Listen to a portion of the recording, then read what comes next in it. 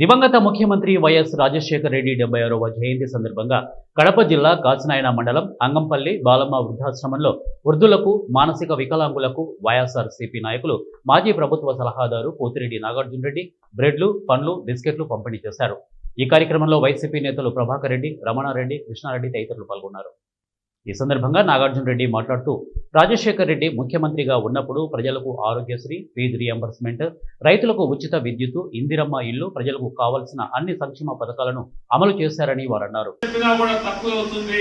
అటువంటి నాయకుడు హెలికాప్టర్ ప్రమాదంలో చనిపోతే ఆయన మరణాన్ని జీర్ణించుకోలేక వందలాది మంది గుండె ఆగి మానసిక క్షోభతో చనిపోవడం కూడా జరిగింది. అది దేశ చరిత్రలో కాదు, ప్రపంచ చరిత్రలో కూడా ఒక నాయకుడు చనిపోతే ఇంతమంది చనిపోయే పరిస్థితి ఎక్కడా లేదు. మరి చాలా మంది ఆత్మహత్యలు కూడా చేస్తున్నారు. అంటే ఆయన లేని బాధ తట్టుకోలేక ఆ విధంగా జరిగిందంటే ప్రజల హృదయాల్లో ఏ విధంగా చిరస్థాయిగా నిలిచిపోయాడు అనేది ప్రతి ఒక్కరికి కూడా తెలిసిపోయింది.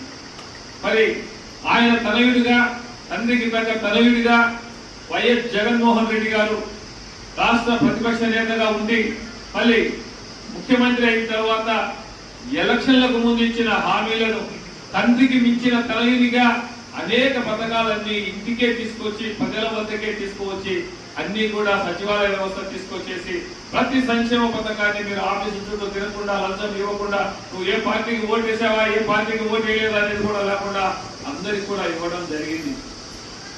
మరి ఈ రోజు పరిస్థితి మీరందరూ కూడా గమనిస్తున్నారు. ఈ ప్రభుత్వం ఏ విధంగా చేస్తా ఉంది, ఏ విధంగా ఉంది అనే విషయాన్ని గురించి కూడా నేను ఎక్కువ చెప్పదలుచుకోవాలా, అది ప్రజలకే తెలుస్తూ ఉంది.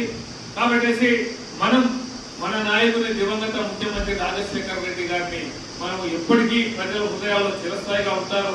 ఈ వృద్ధులందరూ కూడా ఆ రోజు 150 పెన్షన్ వస్తుంది. రాజశేఖర రెడ్డి వచ్చినాక 1000 రూపాయలు చేశాడు, తర్వాత 1500 చేశాడు, తర్వాత జగన్మోహన్ రెడ్డి వచ్చినాక 2000 నుంచి 3000